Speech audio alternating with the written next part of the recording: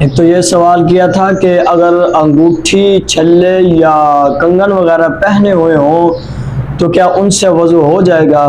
اس میں جواب میں یہ ہے کہ بھائی اگر انگوٹھی چھلے یا کنگن وغیرہ پہنے ہیں تو تنگ ہیں، اتنے تنگ ہیں کہ ان کے نیچے پانی نہیں پہنچ سکتا، تو ان کا اتارنا لازمی ہے، یا ان کو گھمانے کے بعد ان کے نیچے تک پانی پہنچانا لازمی ہے۔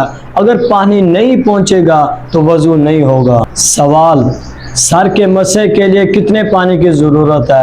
سر کے مسح کے لیے صرف ہاتھ کا گیلا ہونا بس لازمی ہے۔